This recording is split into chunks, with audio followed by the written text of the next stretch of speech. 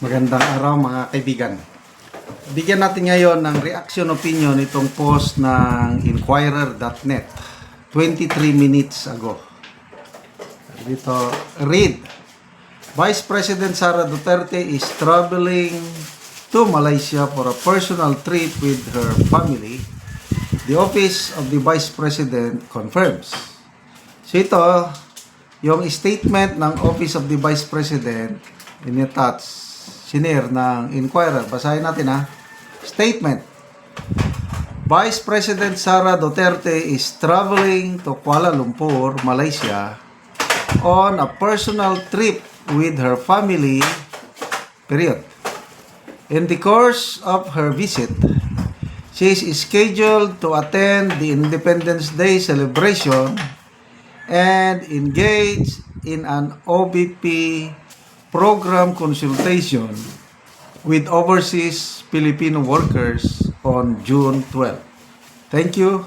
June 10, 2025. Okay. So, pag-usapan natin ito ha. Noong ASEAN Summit, nandun ang Pangulo. Usually, sa mga naunang biyahe ng Pangulo, nung masipag pa siyang magbiyahe, yung first 2 years niya, no? Grabe, halos every month. Palagi siyang mayroong meeting with OFWs. But kapansin-pansin, itong last month ba yun na ASEAN Summit, walang nangyaring meeting with OFWs. Samantalang si BP Sara, itong last 2 weeks, nagpunta siya sa Doha, Qatar. Grabing meeting niya with OFWs. Pinagkaguluhan siya ng OFWs doon. Pagpunta niya sa The Hague, Netherlands, ganun din. Ang OFWs nakipag-meeting kay BP Sara. So ito na naman, ko nga, June 12, kahit sinasabi dito na personal trip. Pwede, bakasyon. Kailang, on June 12, a very significant date in our nation's history, ang Vice Pangulo makipag-meeting sa kanila. Anong ibig sabihin nito? Una, doon tayo kay PBBM. For the first time na nalaman ko o na obserbahan ko na bakit hindi na nakipag-meet ang Pangulo sa OFWs? May nag-attempt ba sa kanyang party na i-organize? At kung in-organize, ano kayang response ng mga OFWs? Noong nakarang eleksyon, very glaring ng mga OFW votes, ang gustong-gusto nila, Duterte plus 2. Very obvious na ngayon, silent force kung tawagin ang OFWs. Para bang katulad na ng Iglesia ni Cristo na may black book ang Iglesia, kung ano ang guide o lista na ipadala ng leadership, susundin ng faithful members ng Iglesia. Itong OFW, lumalabas ngayon, black voting na rin sila. Kung ano ang gusto ng OFW na nagtatrabaho sa labas, pwede niyang diktahan ang kanyang family members na nasa Pinas. Karamihan ng OFWs are DDS. Kaya ito, nakikita ko mga wise move ni BP Sara in preparation for 2028. Gumagalaw na po ang ating BP Inday Sara. Wise. So, sa mga OFWs natin sa Malaysia, congratulations na magkakaroon ako. Hindi ko pa personal na nakita si BP Sara. Gustong-gusto ko siyang makita. Ma-starstruck ka daw sa kanyang ganda. Talaga daw, yung mga nababasa kong post ni na Kipichu, Joey Di Bebre, mga ano, mabibighani ka sa ganda at simpleng pagkatao ni Bibi Sara. May karisma talaga. Okay? So, mabuhay kayo, mga kababayan naming OFWs. Kayo, forced to be reckoned with sa political. Kasi, ano na yan? Panahon ni PRRD, sinasabi ng mga OFWs na nakaramdam sila ng katahimikan o kapayapaan sa ilang isip kasi nagtratrabaho ka sa abroad, naghihirap. Tapos may mangyaring masama sa mga anak mo. O di ba, may stress ka talaga. Kaya lang, panahon ni Tatay Digong, dahil sa magandang palakad niya, lalo na yung kanyang war on drugs, nagkaroon ng kapayapaan ang mga nagtratrabahong OFWs dahil alam nila, ligtas ang kanilang anak. Kaya nga itong nangyari kay Tatay Digong, kung may isang sector of society na nasaktan, OFWs. Kaya tingnan nyo yung nangyayari sa The Hague, Netherlands.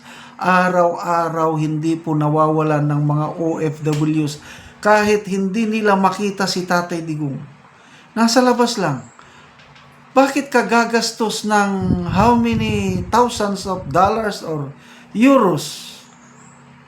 Nakakatuwa naman daw dahil ang mga amo ng ating OFWs pumapayag na mag-day off ang kababayan nating Pinoy na nagtatrabaho. Kasi ang mga among banyaga, ano rin sila, supportive din kay Tatay Digong, nga go, go, go. Visit, Tatay Digong, go, day off, day off. O kaya, happy ang mga happy ang mga OFWs kahit maggastos kasi pumapayag ang kanilang mga amo. Ganyan, dyan yun na po nakikita ang pagmamahal ng OFWs kay Tatay Digong. Kaya humanda sila sa OFW votes by 2028. Ngayon, nag-uumpisa na si VP Sara na i-consolidate ang kanyang influence. So, happy Independence Day sa ating lahat. But ang tunay na kalayaan, hindi sa kalayaan nga physical kalayaan lang yun. There is spiritual liberty. If the Son sets you free, you are free indeed. Kailangan din natin ma-set free sa bondage of sin, kasalanan. At ang makakapagligtas sa atin, makapagbigay sa atin ng kalayaan sa kasalanan, walang iba kundi ang ating Panginoong Hesukristo. Okay, salamat mga kaibigan sa inyong pagsubaybay sa ating channel. Nakakatulong kayo ng malaki sa Tribong Talandig dahil ang sweldo natin ngayon ay binibili natin ng yero at pako at dinidistribute sa tribo para magkaroon sila ng mas maayos na tirahan. Panoorin nyo ang video na ito.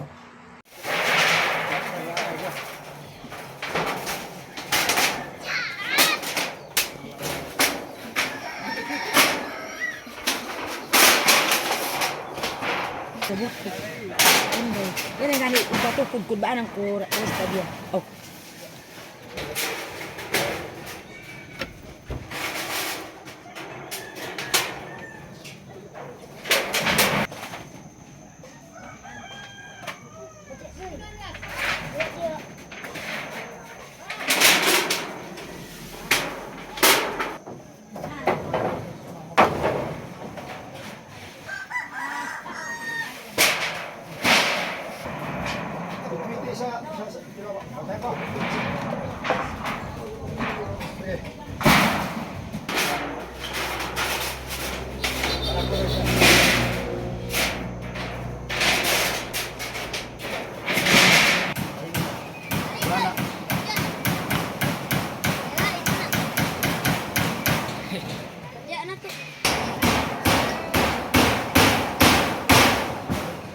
Hey.